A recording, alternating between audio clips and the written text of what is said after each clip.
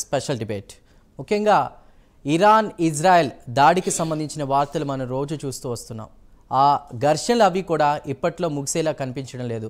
చూస్తున్నటువంటి సిచ్యువేషన్స్ అన్నీ కూడా మనకి ఏమని చెప్తున్నాయని అంటే, గతంలో ఇదే రోజున అక్టోబర్ 7న జరిగినటువంటి దాడి నేటికి సంవత్సరం పూర్తయింది. హమాస్ ఇజ్రాయెల్కి సంబంధించినటువంటి ఆ దాడి నేపథ్యంలో మనం చూస్తుంటే, అయితే ఇజ్రాయెల్ని తుడిచిపెట్టాలనేటువంటి ఆలోచన జరుగుతుందా? ముఖ్యంగా రిటర్న్ గిఫ్ట్ ఎలా ఉంటుంది? దీనికి ఏమైనా అమెరికా సహకరిస్తుందా? ఇలాంటి వార్తలన్నీ కూడా ఇప్పుడు ప్రజల్లో రేకెత్తున్నాయి. అయితే ఇది భారత్ మీద కూడా, అంటే ఇండియా మీద కూడా ప్రభావం పడే అవకాశం ఉందా అనేటువంటి కోణంలో కూడా ప్రజలు ఆలోచిస్తున్నటువంటి పరిస్థితి. మొత్తం మీద దీనికి సంబంధించి ఇవాళ మనకి ఎవరైతే దేశం కోసం ప్రాణాలు విడిచిన టోమర్ యాకూ ఉన్నారో ఆయన తండ్రి దావీద్ మిజ్రా లైవ్ డిబేట్లో జాయిన్ అవుతున్నారు. దీనికి సంబంధించి డిబేట్లో మనకి పాల్గొంటున్నారు మాజీ ఐపీఎస్ ఆఫీసర్ రాజు గారు మనకి స్టూడియోలో అందుబాటులో ఉన్నారు. రాజు గారు నమస్తే. నమస్తే. సో మనం చూస్తున్నాం సార్, సిచ్యువేషన్స్ అన్ని ఎంత బ్యాడ్ ఉన్నాయి అంటే, కామన్ పీపుల్, నార్మల్ పీపుల్ కూడా ఎక్కువ మంది ఈ దాడిలో బలవుతున్నటువంటి పరిస్థితి, చిన్నపిల్లల నుంచి మొదలుకొని. సో మీరేం మాట్లాడతారు? అదేవిధంగా కొంతమంది గెస్ట్లు కూడా జాయిన్ అవుతున్నారు. సో మీరు క్యారీ చేయాలి. తప్పకుండా. థ్యాంక్ యూ అండి. Thank you very much. నమస్తే, నమస్కారం, వణక్కం, గుడ్ ఈవినింగ్ ప్రైమ్ 9 ప్రేక్షకులందరికీ కూడా ఈ ఇంపార్టెంట్ ఎపిసోడ్ మీద చక్కటి అవగాహన కోసం, ఒక విధమైనటువంటి క్లారిటీ కోసం, అసలు ఇండియా ఇజ్రాయిల్ మధ్య ఉన్న బంధం స్నేహ బంధమా, వ్యాపార బంధమా?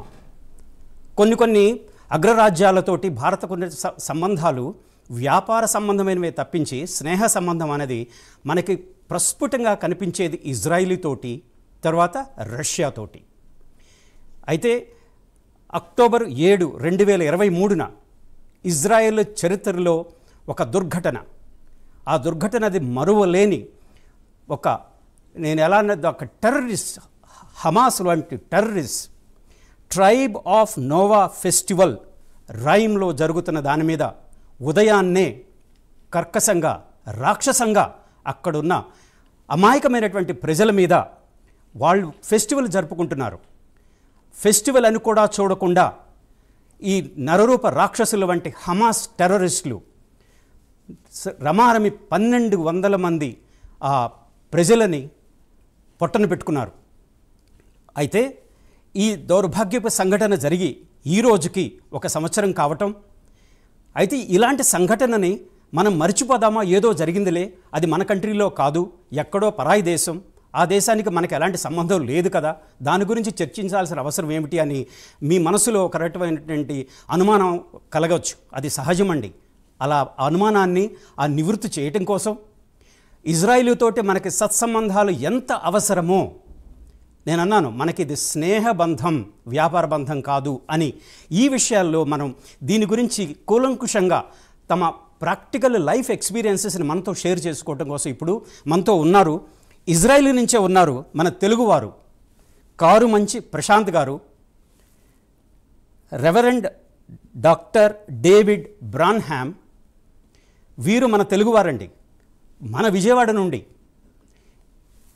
కారుమంచి ప్రశాంత్ గారు విజయవాడలో తెలుగువాడు అయ్యుండి వ్యాపార రీత్యా చదివిన తర్వాత LLB చేసిన తర్వాత ఇజ్రాయిల్ వెళ్ళడం, అక్కడ ఒక వ్యాపారాన్ని సాగించటం, అక్కడే ఒక శ్రీమతి తత్యానా కోహెన్ వారితోటి, తర్వాత అక్కడ వారికి ఒక కుమారుడు కూడాను లియోన్ ఇవాన్ అని.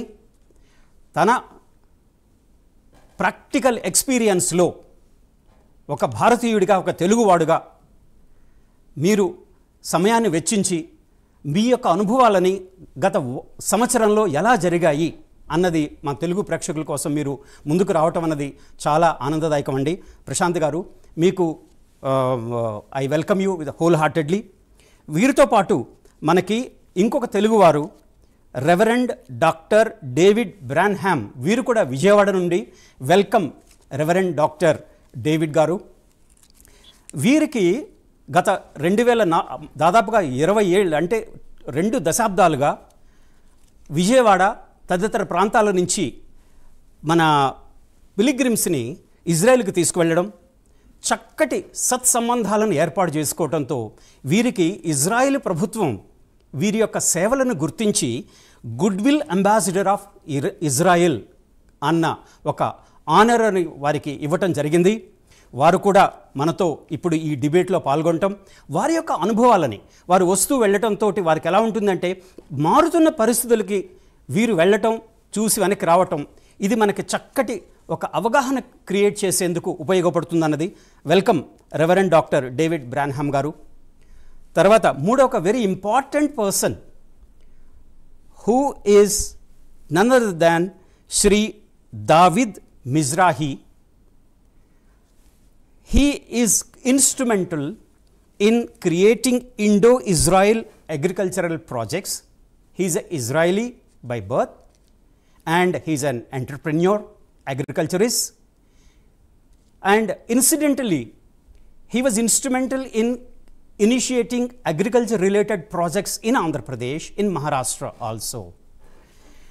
And why Shri David Mizrahi was invited for the debate? His son, late Shahid Tomer Yaakov, was the first Israeli soldier martyred on 7th October 2023, defending the innocent citizens, their property, their vehicles, and protected the lives of the Israelis and other foreigners who were caught in the firing by the Hamas terrorists. My heart goes out and I salute to late Shahid Tomer Yaakov and on behalf of the people of India, mana Prime 9 ప్రేక్షకుల తరఫున మీకు శ్రీ దావిద్ మిజ్రాహి గారికి ప్రగాఢ సానుభూతి తెలియజేస్తున్నాను. You are a proud father, Shri David ji. Giving up one's wonderful son in defence of the motherland is the supreme sacrifice. Being a police officer, I know how glorious that is. Laying life, defending the motherland is ultimate supreme sacrifice. I welcome Shri David Mizrahi to this program to share his inside feelings after losing his son Tomer Yaakov.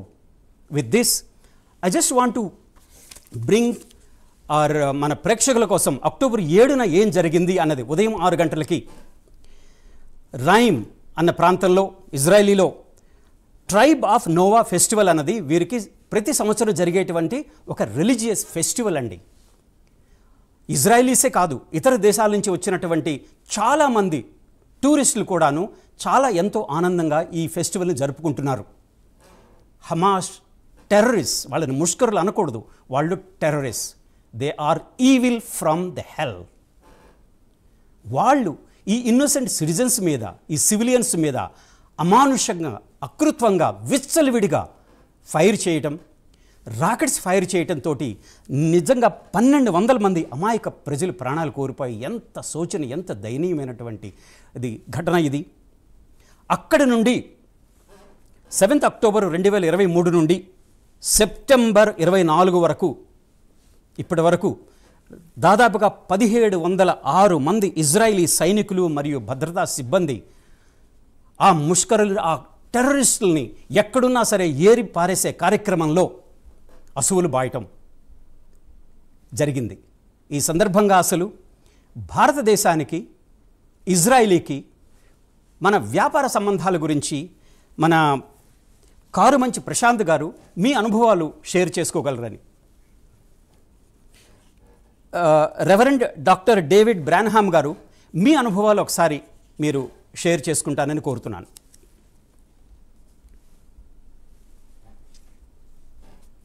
Rotate the screen. He's telling to rotate the screen.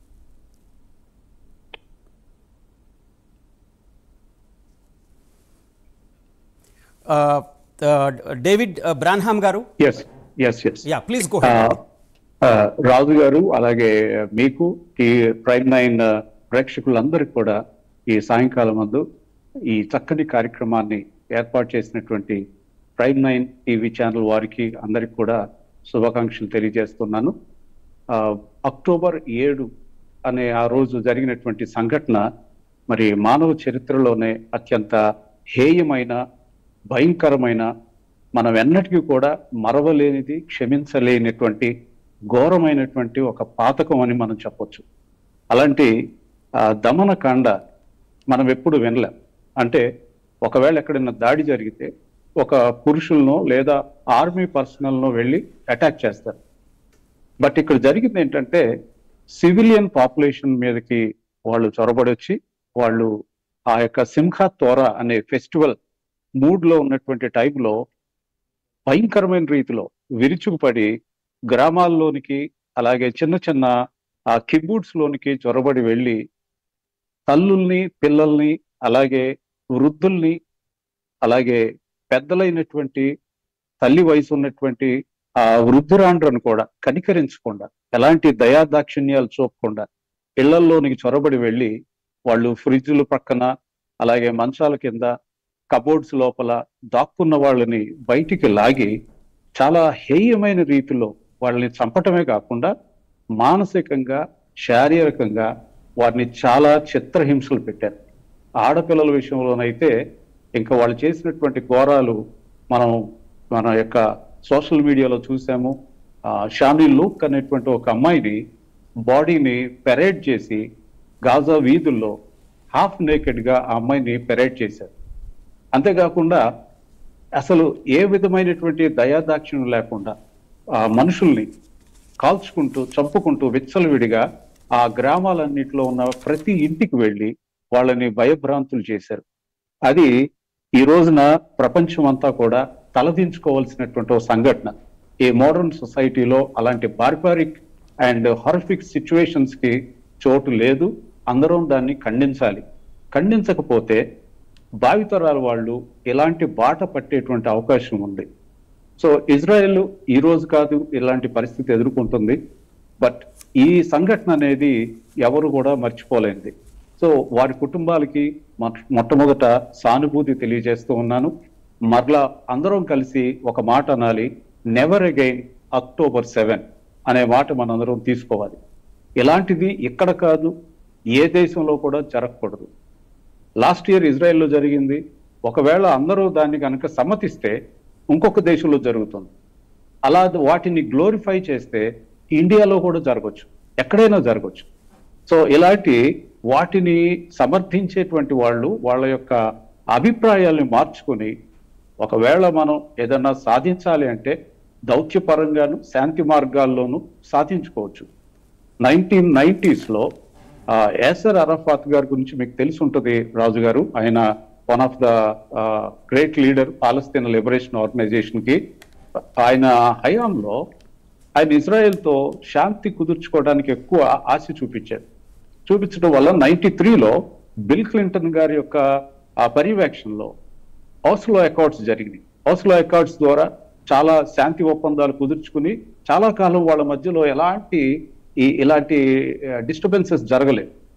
But unfortunately 2005 నుండి Hamas ఎప్పుడైతే ఈ Palestinian people మీద dominate చేయడం start చేసిందో PLO అనేది కొంచెం వెనకబడింది. Hamas వచ్చి ఆ డ్రైవర్ సీట్లో కూర్చుని వాళ్ళందరినీ ఆయుధ బాట పట్టించడమే కాకుండా ఇలాంటి పరిస్థితుల్ని తీసుకురావడానికి కారణమైంది.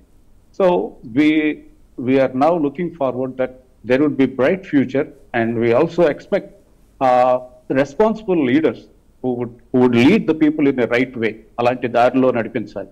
లేకపోతే మీరు అడిగినటువంటి విషయాలను చూస్తే ఇండో ఇజ్రాయెల్ కి మంచి రిలేషన్షిప్ ఉంది సార్. మనం ముందుకెళ్దాం. రెవరెండ్ డేవిడ్ గారు మన